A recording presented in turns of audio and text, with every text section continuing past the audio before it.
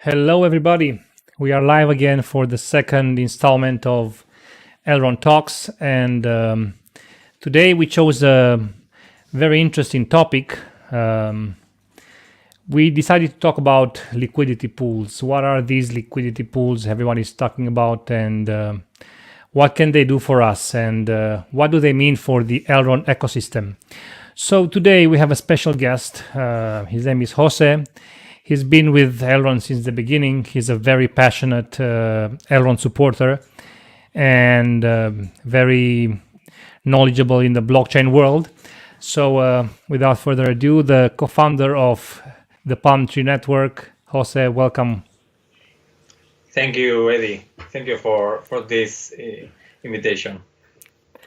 It's great to have you here. So just like we did last time with Kevin from Helios Staking, I would like to start with maybe you introducing yourself and how you learned about Elrond and how you got into this mad world of blockchain. Thank you.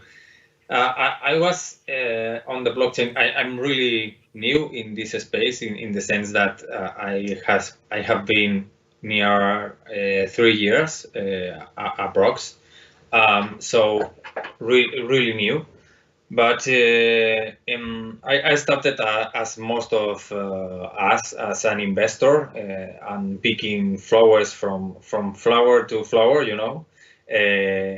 trying to catch the new pump coin, the new Doge, So I was investing and trying to learn. At some point, I understand the scalability problems of some projects I was investing, and I was able to read properly the white paper of Elrond thanks to the Binance IEO. I think that without Binance IEO, I will not know about Elrond. So very, very nice to have this launch. At the beginning, I buy some ERD tokens at the highest price, and then the price go down, as you know. And I have plenty of time because my money was there. So I decided to learn more and get more involved, maybe, with the project. And I like a lot the ethos of the team, how open they were compared to other communities, to other blockchain teams.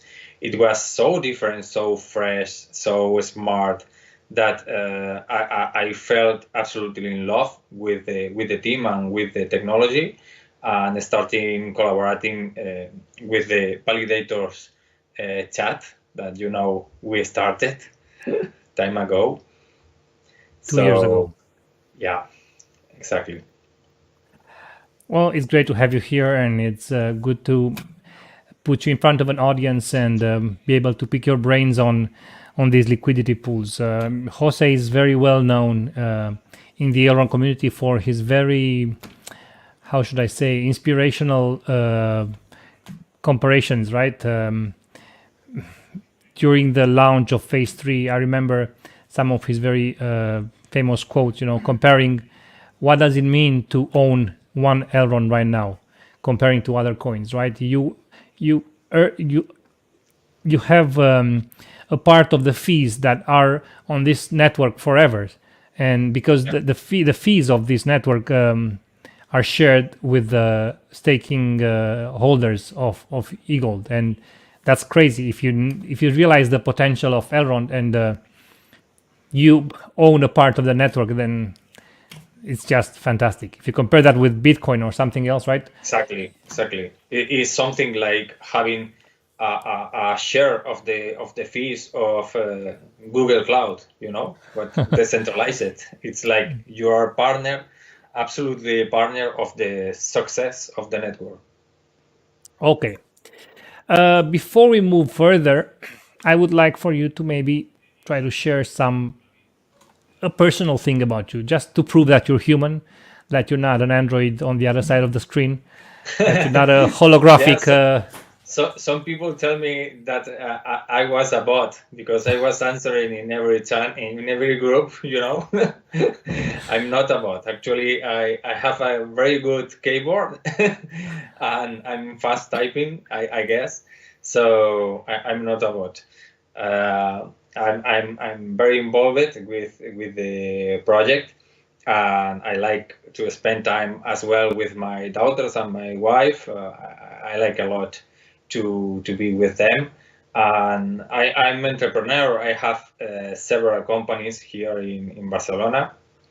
I have been like 20 years creating projects, business projects, and helping others. So some way is my one of my passions is to start projects and make them successful. That's fabulous. Thank you very much, Jose. Well, I think it's time to get straight to the point. Today we're going to talk about liquidity pools and decentralized exchanges, or DEXs. But before we get into DEXs, it's important, I think, to talk about centralized exchanges and what are the differences between a centralized exchange and a decentralized exchange. The main difference between a centralized exchange and a decentralized exchange is that when you want to exchange a token and you go to a centralized exchange, you actually send your token to that exchange and they credit you with, let's say, an amount, right? You send 10 tokens and they collect that into a central wallet and then you get credited in your account with 10 tokens. And if something happens to that exchange while your funds are on the exchange, then it's most likely bad luck for you. And this has happened not once, not twice, many times. And exchanges now have systems to try to get the trader to be more to have more faith in them. Things like the fund that Binance has set up in order to have some funds, if in case they get hacked or in case funds are lost, they can use that fund to share with the people that have lost funds. So and of course they always try to improve security and stuff like that. But the main point is, on a centralized exchange, you have your tokens not in your hands, in the exchange's hands. It's like you are, as if you would keep money in a bank, right? And a crisis happens, like in 2008.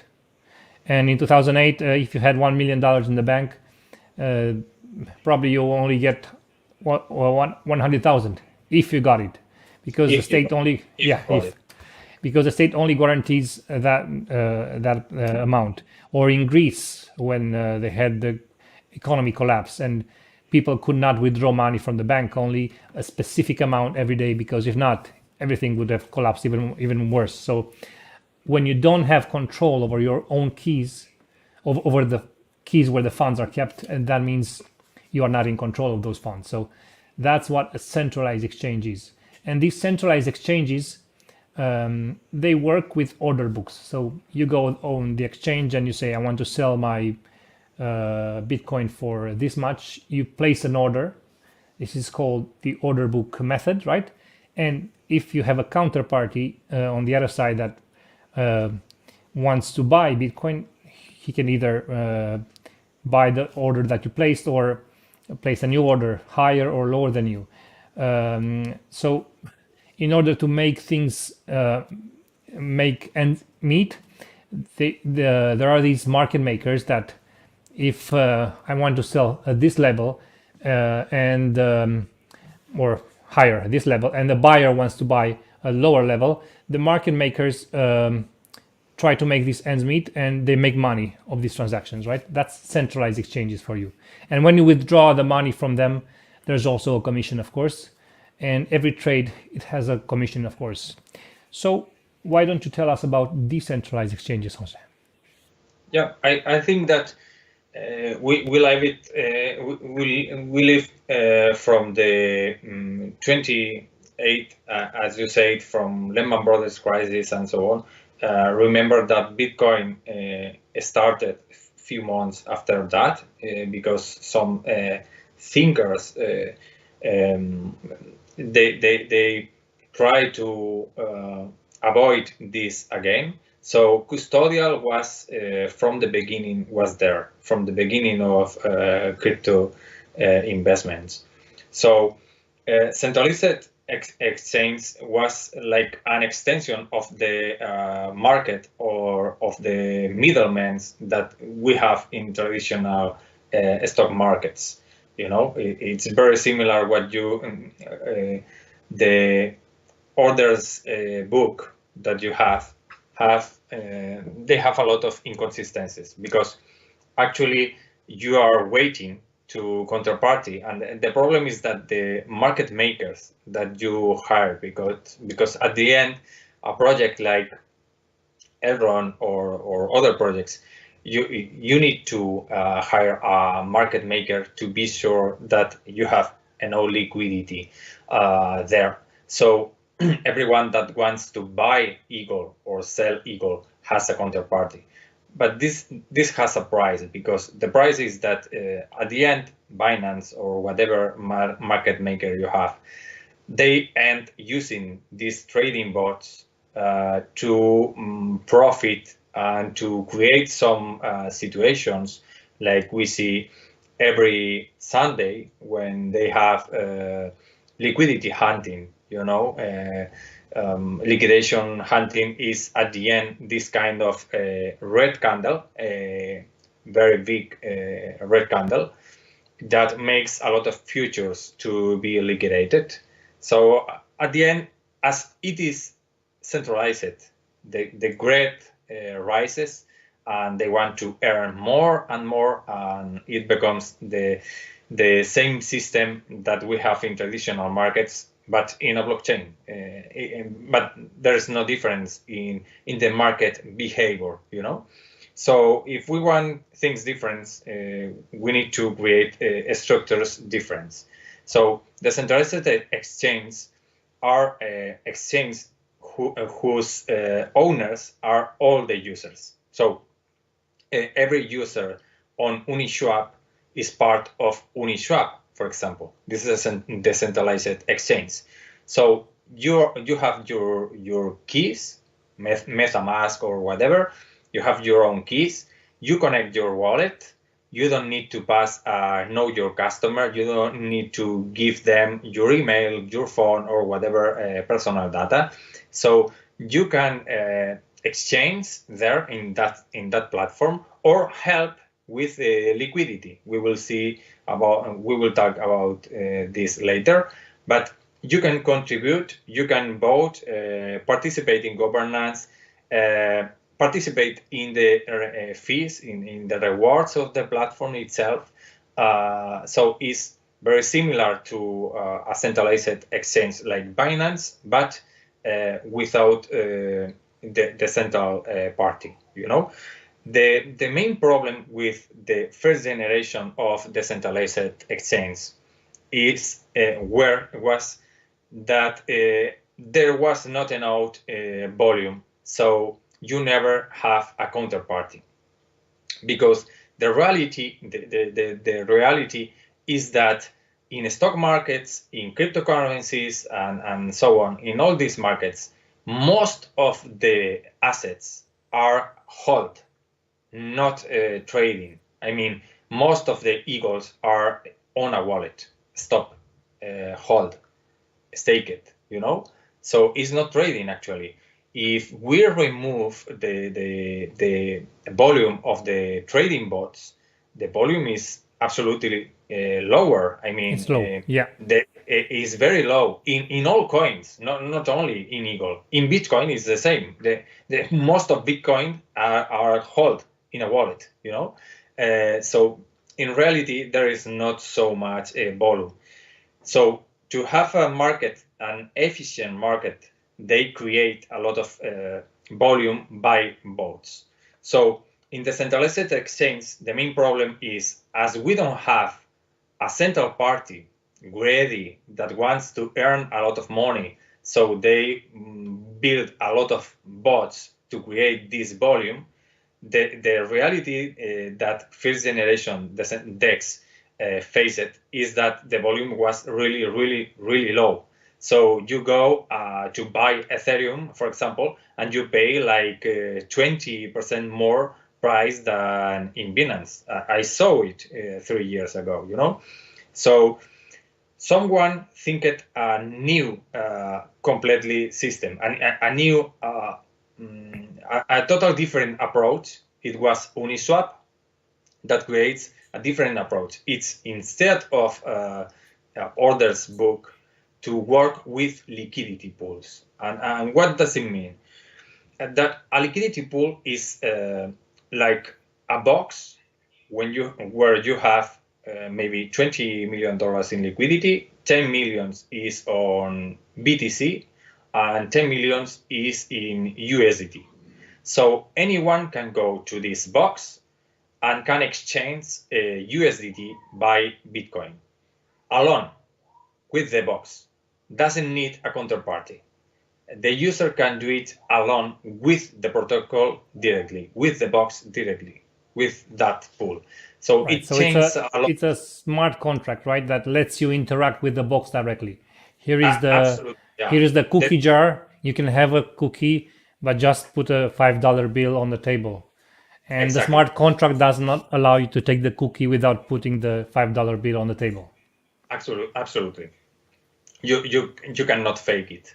So it has a lot of benefits, because at the end, for example, if you need to sell a big quantity, say $1 million of Ethereum, for example, in a liquidity pool, you can go there in any minute and click sell, and in the pool you will exchange automatically. You will exchange this Ethereum by USDT without needing any counterparty. You don't need to wait to anyone to come and buy your 1 million USDT, you know. So it's a good advantage in this sense, and all the problems faced since now was solved by this new approach.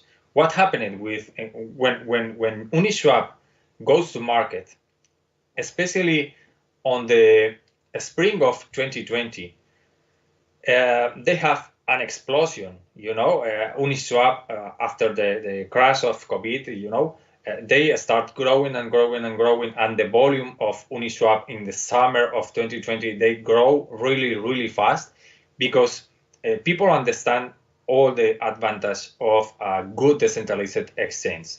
But they DeFi exploded. They started facing some problems of scalability, you know, and the fees. The fees on Autumn, the fees goes like crazy, like $40 per trade.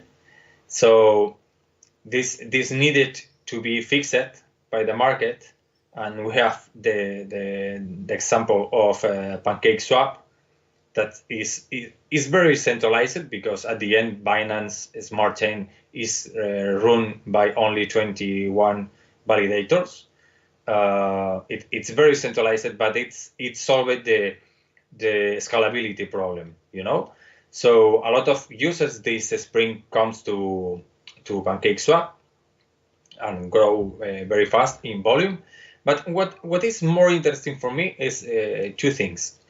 One is that the PancakeSwap their volume is bigger, actually, as slightly bigger than Uniswap, but Uniswap doesn't lose volume. You know, it's a lot of market for decentralized finance. You know, and the other is how difficult it is to create a MetaMask wallet with a custom network for Binance Smart Chain and so on. And I'm crazy thinking what will happen with a platform that with only your Meyer app and Meyer Connect QR code, you can connect, and your cousin can go to the platform. What will happen? No? I'm excited to see it.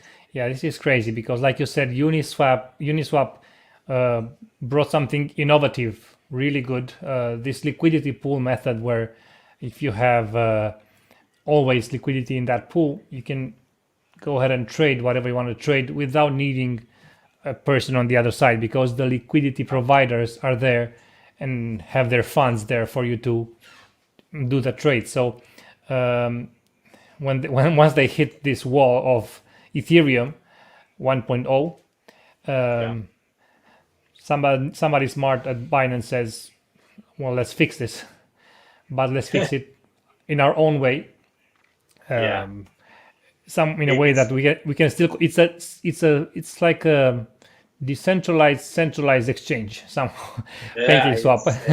Frankenstein. 20 something validators, right? I think 21 validators, PancakeSwap. 21, yeah. However, it's still got a lot of volume because DeFi is not a trend. I don't think DeFi, people think ICOs were a trend, now DeFi is a trend. No, DeFi is not a trend. DeFi is here because there is a need for DeFi.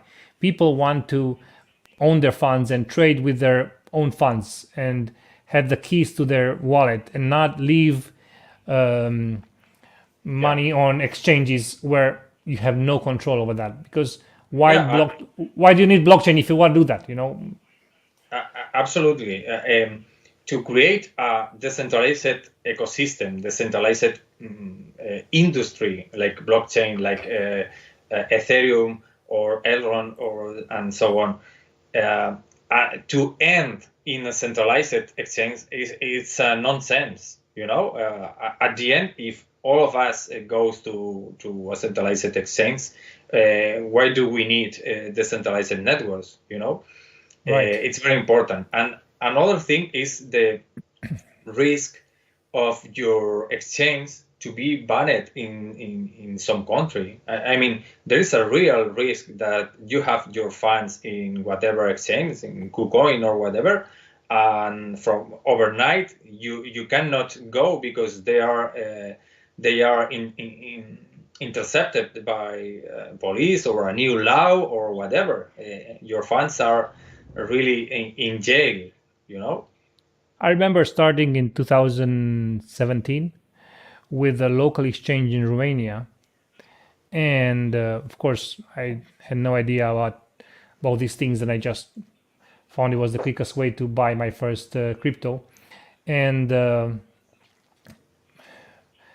few months, or maybe it was 1 year after that, the owner of that exchange was arrested, and the exchange closed down, and the funds that were in there, they are for now they are lost, they are gone. So this is a risk. We saw recently OKEX case with everything that happened, and everyone, every investor has this moment, this sense of when you have an exchange that you go to your coin, your Eagle, and you go to the button that says withdraw, and it's disabled, and you feel like, oh my God, my funds, I want my funds, It's a sense, a very weird sense, It's just an interface that if it's blocked for you, it's not permissionless anymore. So the benefits of decentralized exchanges done the right way is that you have access to your funds, and you can trade permissionless on the system. You don't have to pass a KYC. You don't have to share your address, your utility bill, the number of your shoe, the color of your eyes, how many kids do you have. And the sheet is saying you are type today's date on a piece of paper and your name, Face ID, all that information that who knows where it goes. Absolutely. Right. So and it's a one-way road, Eddie, because I know a ton of people that started playing a bit with Uniswap and then with PancakeSwap and DEXs, actually liquidity pools, and they will never come again to a centralized exchange. Never. I mean, it's a road that when you feel this freedom, that you always have your funds with your wallet, it's very difficult to come again to a centralized exchange, really. That's cool. So we went a bit about centralized exchanges and decentralized exchanges, speaking about the differences overall. Yeah. I would like to dig a bit deeper into liquidity pools and maybe go over a tweet thread from Lucian Todia. Perfect. I think it's very, very well summarized, and maybe we can just expand on those tweets. So let's get straight to it. I think it's this one. Okay. Okay. Here, Lucci talks about the launch of the Meyer DEX. The great thing about the Meyer DEX is that it's not going to be on specific website to create some new accounts and link some things in different ways. It's going to be directly into the Meyer app, right? So it's great to be able to learn about liquidity pools, right? So he says, as we get closer to launching Meyer DEX, a thread about liquidity pools, LPs, and impermanent loss, IL, seems required for those new to the DeFi space and swapping. So what are liquidity pools? A liquidity pool is a smart contract that locks tokens to ensure liquidity for those tokens on a decentralized exchange. What does this mean? Exactly what it says. A smart contract, this is some code that has been audited and made available on the blockchain. And what this code does is eliminates the need for trust when you lock your funds in there, because nobody can remove those funds. Only you have the ability to lock or unlock those funds. So you lock your funds in a smart contract to ensure liquidity for the tokens, right? Let's consider a pair of tokens. There are some exchanges that allow more than 2 tokens, but we will not go into that detail right now. Let's just consider any pair of tokens. The example Lucian is going to use here is the EGLD and the Binance USD. Right? So users provide tokens to the smart contract, and they are called liquidity providers because you have 10 EGLD laying around, and then you have 2000 BUSD laying around in the back of your pocket. You search and you found this money, so you say, why don't I offer liquidity? So I know Jose has a very good point on how to think when you offer liquidity. So why don't you go ahead, Jose? Like we were talking before about thinking in the value of the value in dollars. Yeah, yes, in fiat. In dollars, it's important because in a platform, in a swap platform, because at the end, DEX of second generation like Uniswap or Pancake or Meyer DEX, they are called as well swap platforms. In a swap platform, there are 2 kinds of users. The most common is the user that use the platform to swap tokens, to exchange tokens. Like I want to buy Eagle, so I go to Meyer DEX and exchange my BUSD for Eagle. So I'm buying actually Eagle in a decentralized manner. You know, this is the most common. And the other group of users, but it's some way is mixed because a lot of users are as well liquidity providers. These liquidity providers are people like you and me or anyone that wants to participate to the rewards pool. So it's really open in the sense that anyone can make a couple of clicks. You need to understand why are you bringing liquidity and what you want to get from that investment. So it's a kind of investment where you need to think in USD, in dollars, always, because everything is calculated in dollars, everything. The total value locked, all the funds in the platform are calculated in dollars. The liquidity of one single pool is calculated in dollars. Your share of the pool is calculated in dollars. Your rewards, doesn't matter if they come in MEX format, are calculated in dollars, and the APR as well is calculated in dollars. So anyone that wants to participate needs to think in dollars. It's a very common error from users to put, for example, 5 equal in this example of Lucci, 5 equal and 1,000 BUSD, and expecting that after 1 year they will have 5 equal. And it doesn't make sense because they are providing $2,000 value. Doesn't matter how many tokens they are. I always take an example. If you want to provide $1,000 to the EGLD BUSD pool, you can sell your Ripple tokens. I mean, you can sell whatever token you have in your portfolio and buy $500 in EGLD and $500 you have in BUSD, and set up your participation in the pool.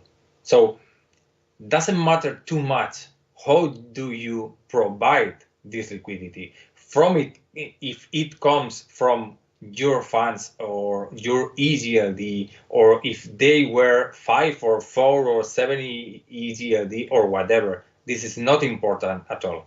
Is how much dollars are you bringing to the pool? So it's a very common error. So to summarize, it's important to think of liquidity providers as the fact that you are trying to offer liquidity. It's important to think in the US dollar value, because if you want to maintain your e-gold, if you want to gain more e-gold, then you just go to staking. You don't need to go to a liquidity pool.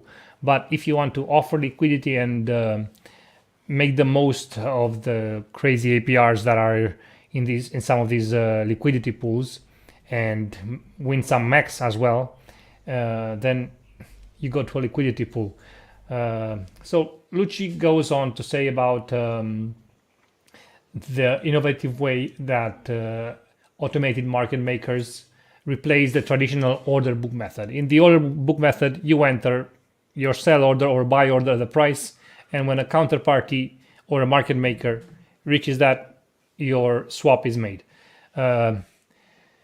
On large trading volume pairs, that's not a problem, because you can always go and you can trade your Bitcoin, your Ethereum.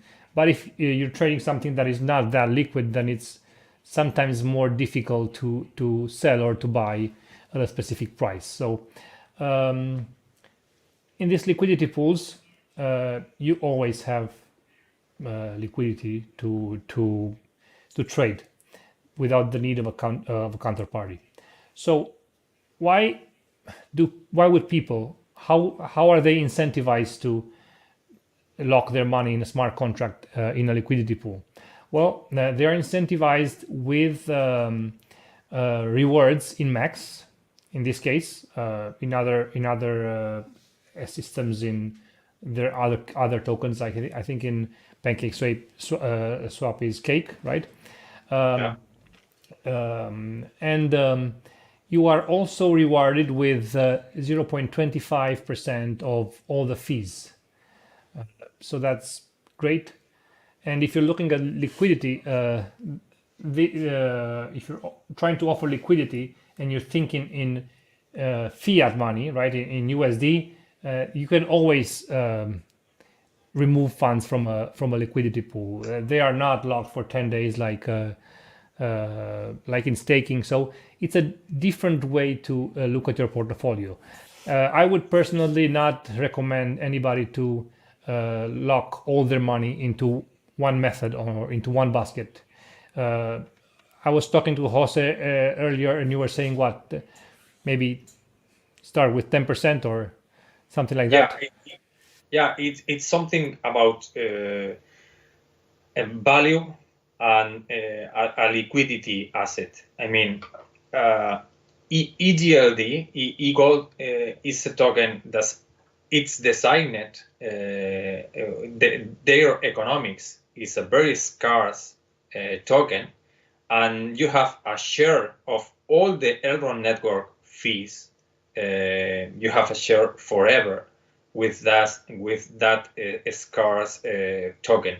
So as a store of value is really unbeatable. You know, it's really impressive how is designed eagle. So most of my portfolio, for example, what I will do with Meyer DEX, 80% of my portfolio will remain in eagle staked, because I want to keep my store of value. I'm sure it will continue growing year after year. You know, MEX, on the other hand, MEX is designed to create an ecosystem, a Meyer DEX, plenty of liquidity, because it's very useful for the Elrond network to have a marketplace with full of users, millions of users, with 100 pools. You know, what we will see with Meyer DEX is something that makes Elrond network better. You know, so MEX is designed to reach that goal. It means that it has an issuance, a permanent issuance, and a burning mechanism. So you have 14 million MEX daily in rewards, and 0.05% of the volume, of the trading volume, to buy MEX and burn MEX. Right. So these two are fighting, right? On one hand, there's the inflation, issuance, right? The issuance, inflation, and on the other hand is the burning. So the more volume, right, the more tokens burned. Exactly. The minting, the daily minting of tokens is fixed. So as more volume has the platform, less inflation you have, until you have a system that is actually deflationary, because you have less MEX every day. So I expect like a curve where we have the supply of MEX will grow, maybe until 8, 10, 12 billion tokens, we will see. And at some point, it will start decreasing, because the volume will continue increase, you know. So it's a mix. It's not so scarce as Eagle, but it's very good token in the sense that it will grow. His value will grow. I will explain later what will grow the MEX token price.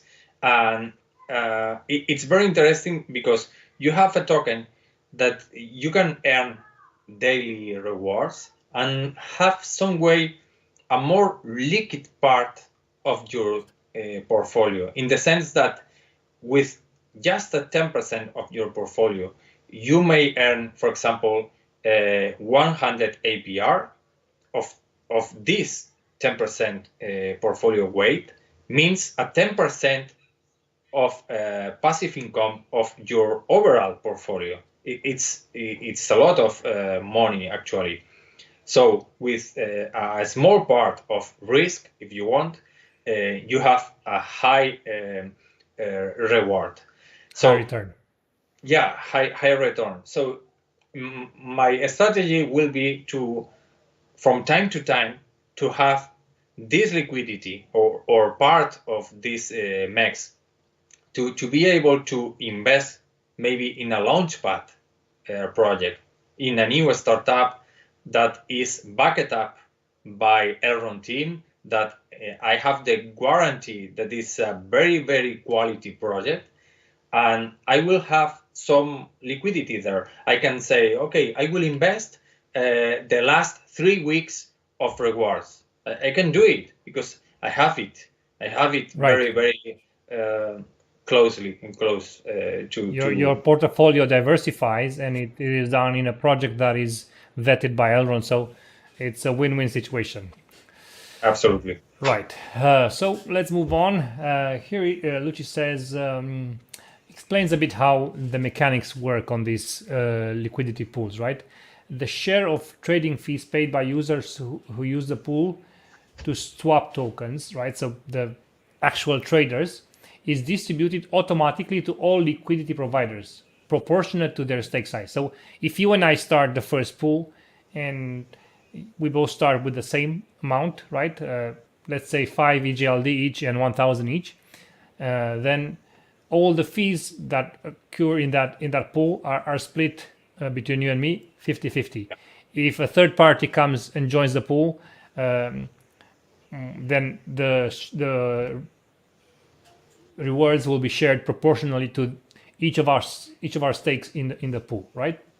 So yeah, but sometimes, sorry, Eddie. Sometimes what happens is when this third party comes and the liquidity increases 50%, you might expect to earn less. But the key point is, a lot of times what happens is that the volume increase as well 50%. So at the end, you get the same fees. That's The right, same. because the pools are bigger. The bigger the size, the more traders are attracted, because it is very important to have large liquidity pools, because the price will not be affected that much on trades. So I skipped one step here. So how are the liquidity providers also incentivized? Of course, we have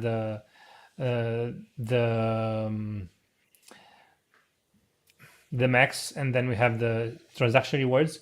But when they lock their tokens, they get a liquidity pool token, right? A representation of their stake in the pool. It's called an LP token. So Yeah, sometimes it's very difficult to stay on top of these longer names, and LP token, EGLD, BUSD, but it's simply a token that represents your participation, your share, your share in the pool. Absolutely. So it's minted automatically by the smart contract. You put your 5 eagle and your 1,000 BUSD, and you get LP tokens. Right. That represents that. Right. So when I don't want to offer liquidity anymore in that pool, I return my LP token, and then I get back the proportion of what I invested. If in the meantime the pool is not at the same level anymore, is unbalanced, I get more of this and less of that, but the total value is the same, right? Plus the rewards. Absolutely. So the very interesting part of liquidity pools is that you do not lose money in the value, even though the price goes up or down. You do not lose money in the process. Yeah, I didn't recommend never to go to a liquidity pool for short term, because the volatility of markets like cryptocurrencies it's not good to enter to a liquidity pool like I will enter on Monday to exit on Sunday. You cannot do it. I didn't recommend it. Is the minimum time to stay inside a liquidity pool is like 6 months. I mean, you can withdraw whenever you want.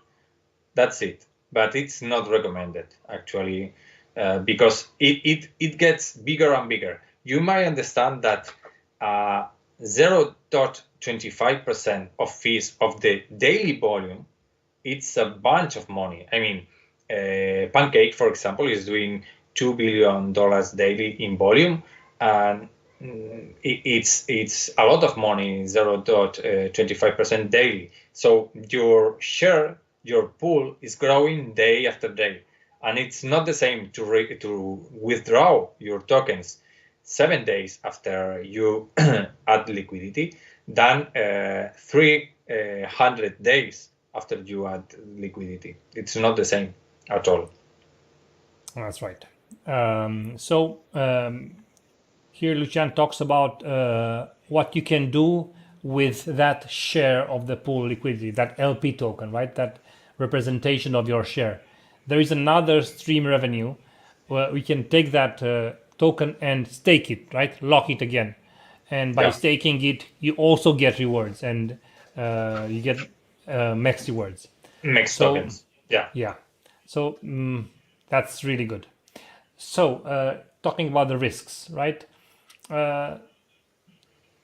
If you have the concept of I'm going to add liquidity here to get more e-gold, then you might experience this impermanent loss. If you start with what Jose described as I'm going to focus, I'm going to think in US dollar value, then this impermanent loss is not going to happen, right? What is an impermanent loss actually?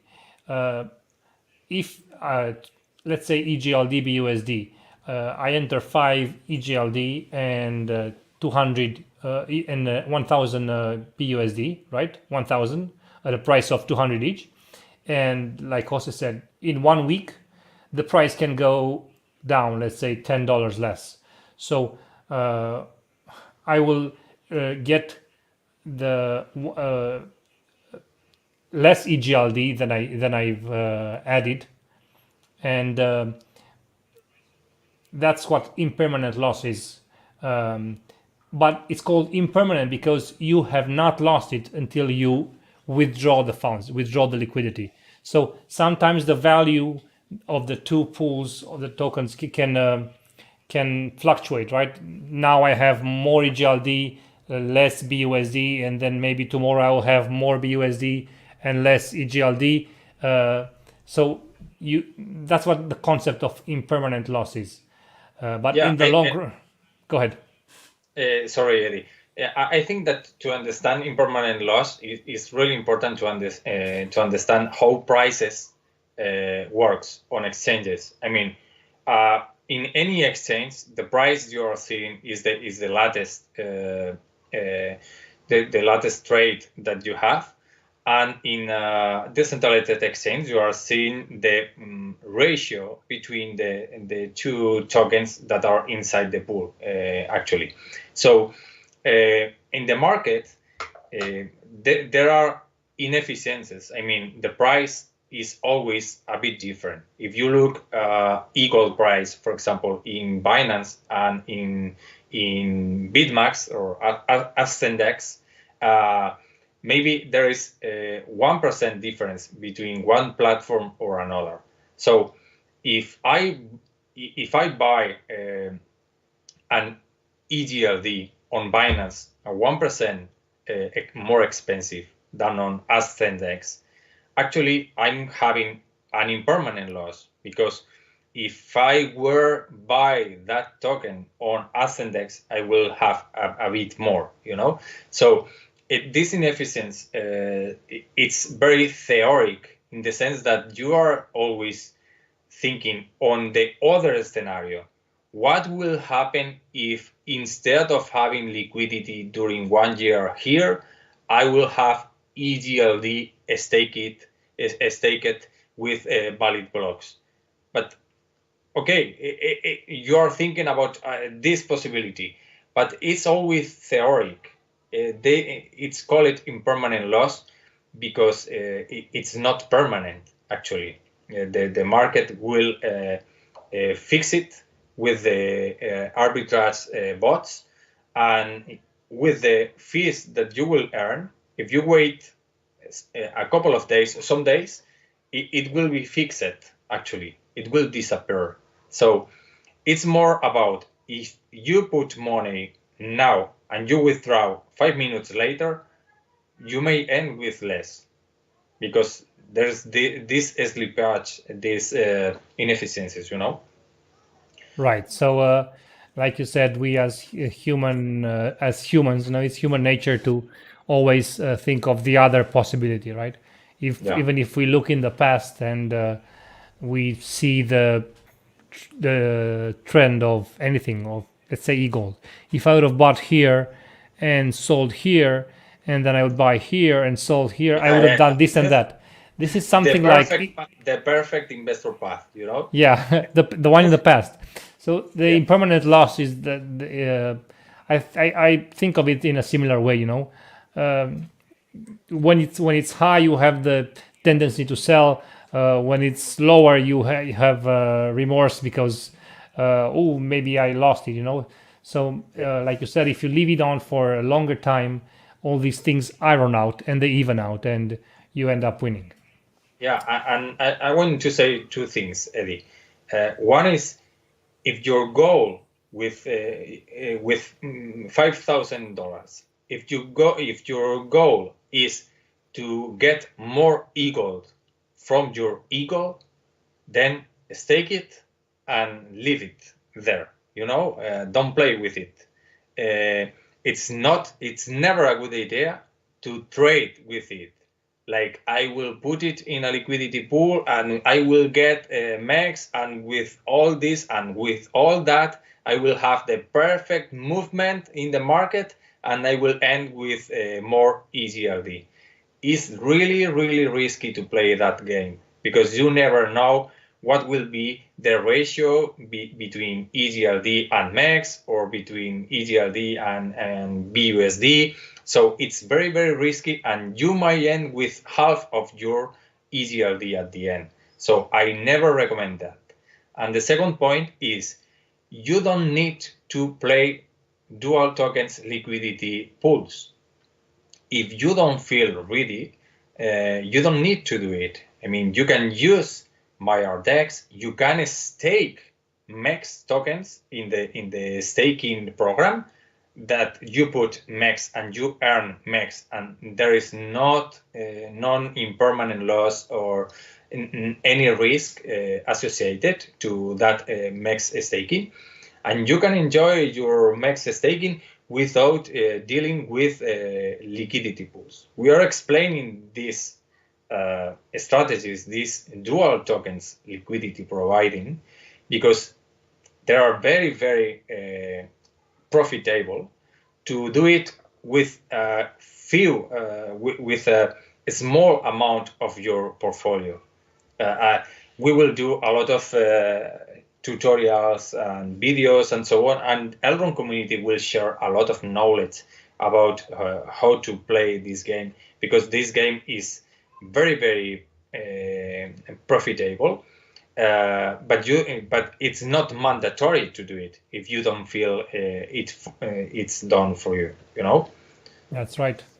I mean, there are different types of investor, different types of traders, and that's the beauty of this. You can find your spot. Absolutely. Right. So here Luchi talks about, so why do liquidity providers still provide liquidity if they are exposed to potential losses?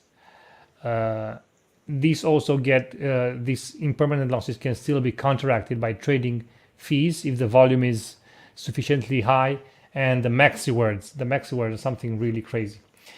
In fact, even pools that are quite exposed to impermanent loss can be profitable thanks to trading fees and max token rewards. So, however, it is very important to know what impermanent loss is, and as Jose said, to know what do you expect from your provision of liquidity, or how do you see your investment, as a way to increase your EGLD or as a way to provide liquidity and have some liquid funds. So depending on the type of investor that you are, you can choose staking or providing liquidity in a liquidity pool. Yeah, or do both strategies. It's a matter of weight, at the end, you may play both games, but you need consistency. If you want Eagle for the long term, for earning time to you 10 years from now, don't play with it. I mean, make a weight in your portfolio like 80% for that, and invest in liquidity pools with the rest. That's great. I would like to move on now and talk about MEX, the Meyer exchange, in more detail. Maybe see what are the advantages over the current systems and the token model. Yeah, absolutely. The platform itself, everyone in Elrond is waiting for the launch of Meyer Exchange, or at least to having some beta version to play in DevNet. We want it. Everyone is very, very excited. You can feel it in the Telegram groups and Twitter. Will be very exciting. The platform has two big improvements versus this kind of second generation of swap platforms, that is PancakeSwap. The first one is decentralization, because we will have a network with, indeed, Elrond today has 3,200 nodes, validator nodes, instead of 21, like Binance Smart Chain, So the network is way more decentralized. And secondly, the costs are better. Why better? I have been studying very deeply PancakeSwap for months. The average you pay is like 50 cents of dollars. That is really good fees compared to Uniswap, But, Uniswap is really unbearable sometimes. Yeah. But we are talking about 2 cents with Elrond. It's a big improvement. We are talking to 25 times more cheaper. It's crazy. If you trade once per year, maybe it doesn't count. But if you do multiple trades, then at the end, Oh, absolutely. And another very, very important thing is the user experience, the interface, the login to the system. The difference is PancakeSwap is for people that are on crypto world. You cannot explain. I'm not able to explain to my cousin how to set up a MetaMask for PancakeSwap. I mean, I don't want to do it. It's it's very cumbersome indeed. You have to go there and make your own custom RPC, custom network, blah blah blah blah blah blah. It's exactly. It's not that it's technically difficult, but lots of steps involved, and I'm sure people get lost on the way, maybe on step 7 or on step 12, right? Absolutely. It's very difficult to follow this. Yeah, absolutely. And Meyer brings this opportunity to, we will see a first version that is logging with your Meyer, and on desktop you have everything like on PancakeSwap, and you have your platform there. But ahead, we will see better integrations in the Meyer app itself. Like when I call to my cousin and say, hey, you can provide liquidity to that pool, he will do it with 2 taps, like click, click, and they have it. they don't need to learn a lot of stuff about how to do things, you know. So user experience will be the one of the biggest difference. We have actually 350,000 Meyer users. So Meyer Exchange is not opening his gates without users. And I expect a very good success because the MEX model is really well thought. I studied a lot the new MEX model. We have a first draft and the final version. And the final version of MEX tokenomics is amazing. I mean, it's created really to bring big liquidity to the system. And it's the point. I mean, right. Maybe you can talk about the feedback loop. Yeah, it's a feedback loop. Absolutely. You have 14 million mex on rewards daily, and for example, for the pool EGLD mex, it's one of the bigger pools at the start. We will have 5.8 billion mex yearly. You know, 5.8 billion mex yearly. At the beginning, say that I will put some numbers, okay, some theoretic numbers.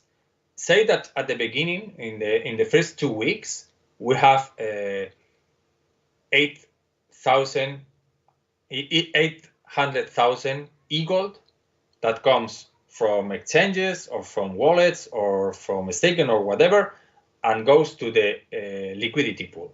Right. This is it's a good number because we have close to 11, right, staked, and there are over 17. So I think it's a conservative number, but it's very doable. Only Eddie, only on exchanges we have 2.8 million right. EGLD. You know, so it's not even a third of that. So okay, so 800,000 e-gold comes to this liquidity pool. In the liquidity pool, at the beginning, there will be 250 million mex starting liquidity. It's in the post. You can read it. So if people start exchanging e-gold to mex, we will end maybe with 200 million mex inside the pool and 800,000 e-gold, you know? So at that point, if e-gold has the same price that today, that I doubt sincerely, 200 USD, it means it means we will end with 800,000 e-gold per 200. We will end with 160 million dollar value of e-gold plus 160 million value of the MEX inside, you know? So what does it mean? It means that we will have a pool of around 320 million USD, where the MEX price is around 80 cents. It's simple math. I mean, it's 80 cents on this simple example. So 80 cents, what does 80 cents means when you have near 6 billion MEX yearly? It means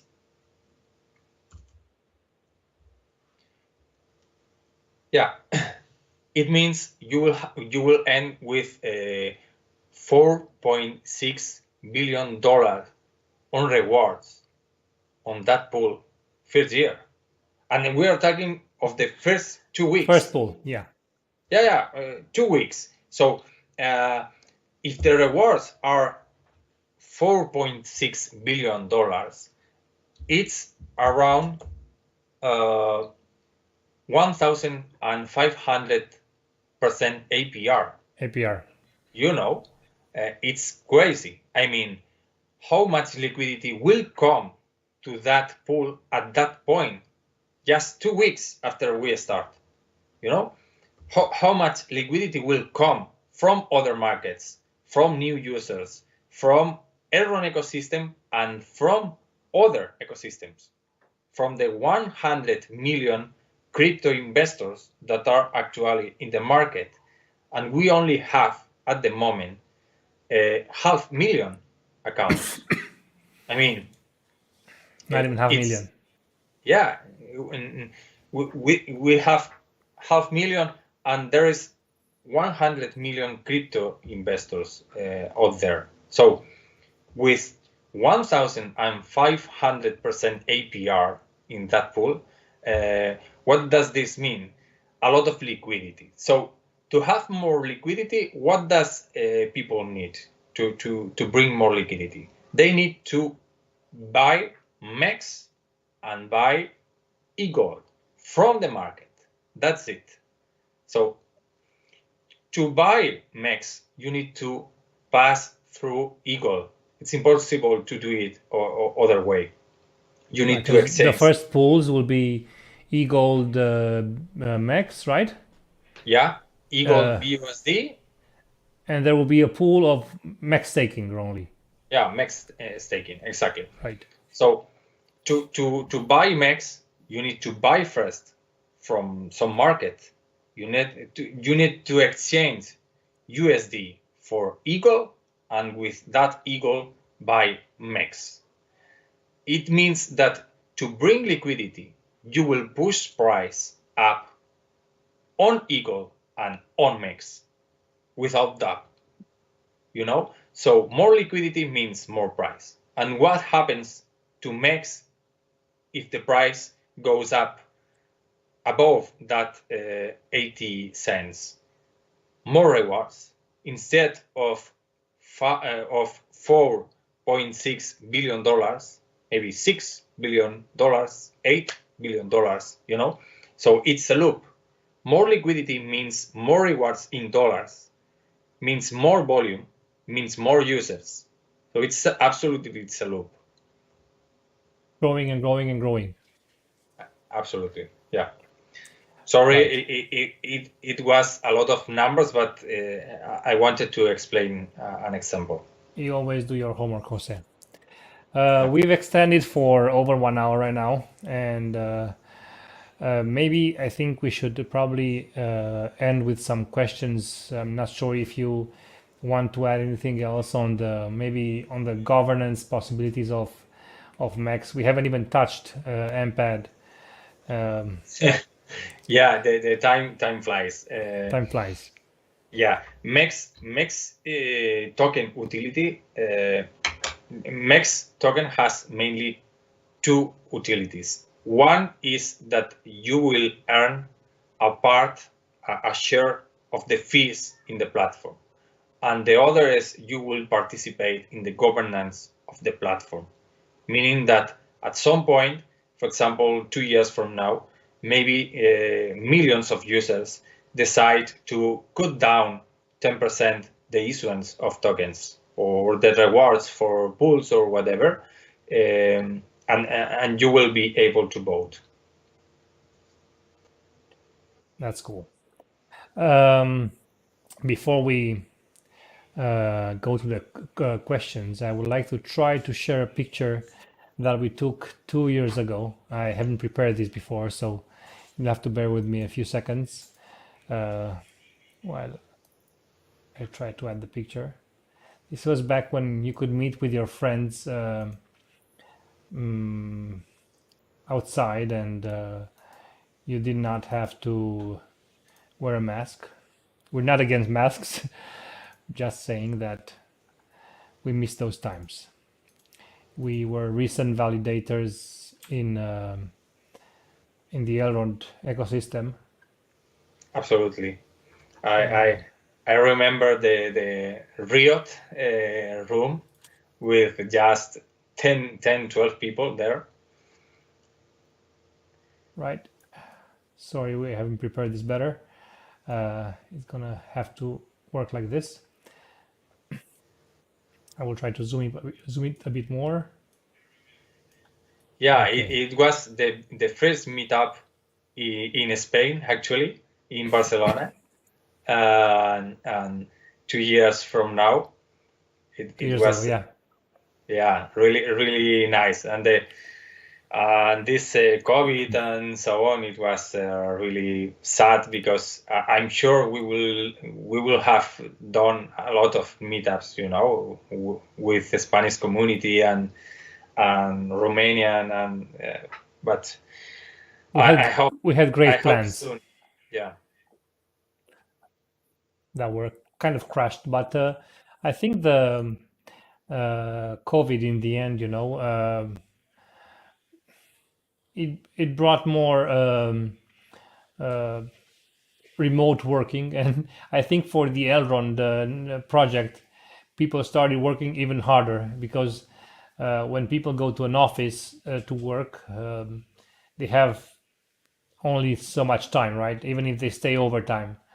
yeah, But when you work from home, it's even more difficult to separate real life from working. absolutely. So I think it may be time to end with some questions. We have some questions selected here. Right.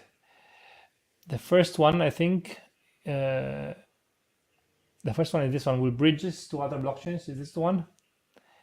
Will bridges to other blockchains, such as Ethereum, be enabled in the future as to attract ERC20 token owners to participate and build LP, build liquidity pools, and to feel speed and minimal fee for their first time? Do you want to take this?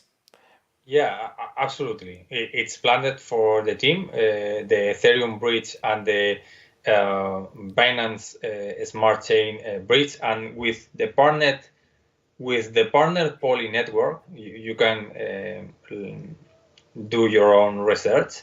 With the partner Poly network, they will be able to use other assets like Bitcoin on the Meyer DEX. I mean, the main goal is to have like a hub for all these chains and a great marketplace, a great exchange with a lot of volume from assets of all the good networks, Right, wrapped tokens. rapid tokens. Okay. Yeah. Next question is Diego Albani. How is the price of a token determined when it is in a DEX and when it is in a SEX?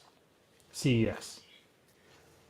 Well, the price, the actually the price is not decided neither in a SEX or a DEX.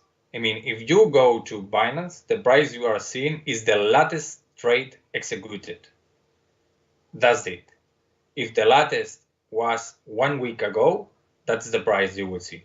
Okay. In a DEX is the proportion, the ratio between one token and the other inside that basket, inside that pool. If you have 10 bananas and 20 apples, you have a ratio, and that's the price, 2 apples for 1 banana. Absolutely. And if you eat 1 banana, all right, let's move to the next question. Steve Reyes says, if you put liquidity to the MEX pool, do you get MEX token as reward? I think he's referring to the MEX only pool. To the staking, yeah, the staking pool. Yeah, Yeah. you will earn MEX tokens. Okay. Nick is asking, what is the plan for EGLD to increase liquidity? I'm not sure if I understand this question. Increase liquidity in the Meyer exchange or increase liquidity where? On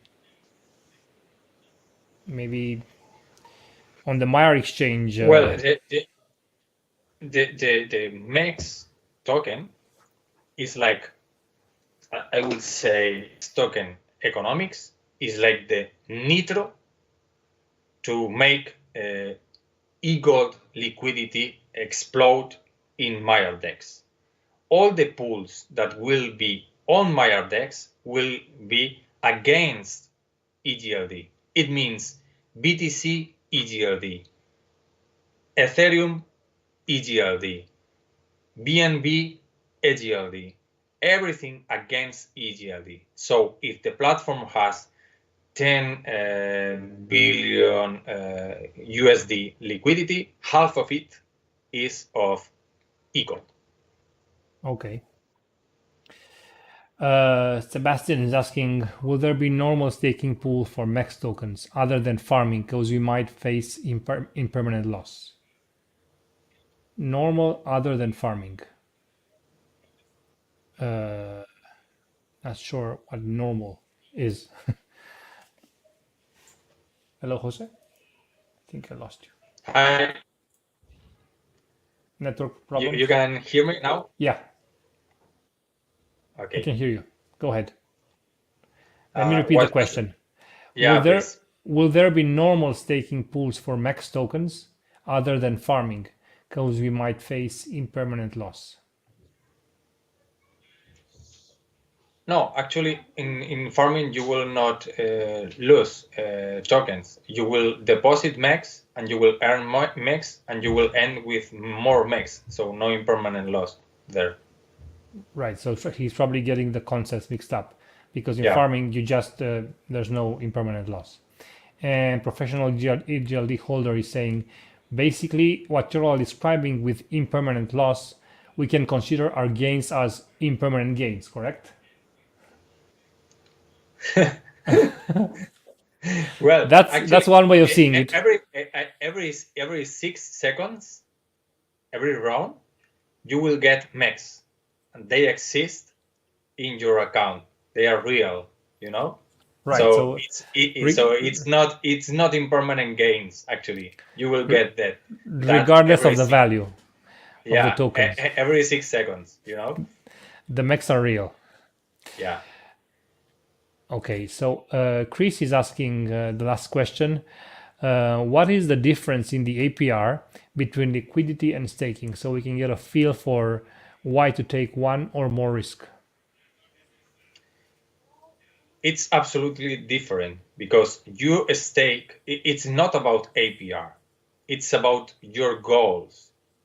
If I have $5,000 to invest in liquidity, I can go to a dual token liquidity to earn MEX. If I have MEX and I want to hold them and to increase my holdings of MEX, I will go to staking MEX, because I'm sure I will get more MEX without losing my MEX, you know? That's right. Okay, so it's very important to know what your goal is when you're investing. Investing without doing any due diligence is probably your safest way to lose money. If you don't do any due diligence, it's like we said in the first episode, learning is key, and investing in your own education and learning about all these things is your key to be a part of this great system. And maybe in 1 year, 2 years from now, you look back and say, I've started from point A and I got to point B, and now I can be able to actually do what the commercial says for Maya, right? Take back my time. I can absolutely. I can invest in myself. Yeah, and in the Elrond ecosystem, I mean, Elrond community is so bright and so big that anyone that wants to learn and to ask to other people about liquidity pools, I'm sure they will get answers. I mean, they can come to Valid Blocks community and Palm Tree community, and we will be happy to help. I mean, it's not so difficult. The first time is like, oh, what's this? You can play with just $100. I mean, you don't need to put all your money first day. Yeah, I don't think there are any more questions right now. So maybe you can have some ending comments. On my side would be liquidity pools are a great innovation, and it brings variety, and it brings the ability to trade on decentralized exchanges instead of centralized exchanges, and that is a huge thing for many people. Maybe there are people that still prefer the centralized exchange. Nothing wrong with that, but being able to trade permissionless on a decentralized exchange is really what blockchain is about, right? Permissionless blockchain. Yeah. Have your own keys for your own tokens, and being able to trade them without the need to do a KYC, or without having to go through hoops. Just go to a decentralized exchange and do the trade you want, and offer the liquidity you want, and stake your tokens if you want. So this is what Elrond is here to do, and we're really excited to what the MEX token and the Meyer exchange, Meyer DEX, is going to bring to the whole ecosystem.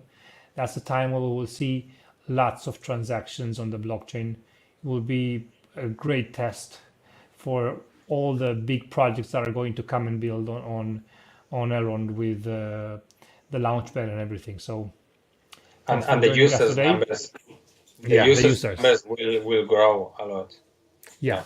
So maybe if you have any ending Yeah. comments, Jose? I think it's important to understand that this is like the beginning of Meyer DEX. If you didn't understand half of what we say today, it's absolutely normal.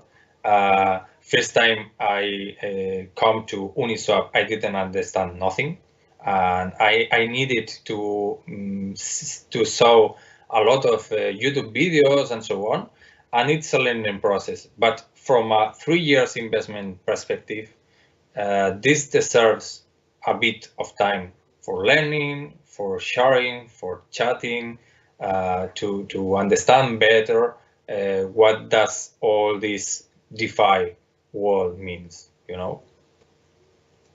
Thank you very much, Jose, for taking your time to share some of your knowledge with us on a Friday night. Thank you for everybody Thanks to you. That joined us tonight, and we have a new episode in the works. I will not be hosting it. It will be Kevin from Helio Staking. I'm not going to share any more details. They will be shared in due time.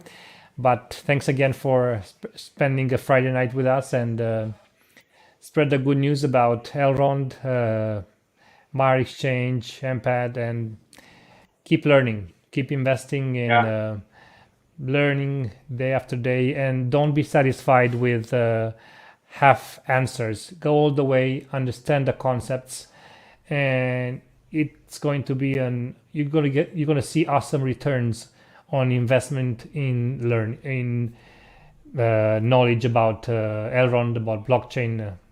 You can be sure of that. So thanks again for being here with Elrond Talks. This was episode 2. Stay tuned for episode 3. Bye-bye. Bye.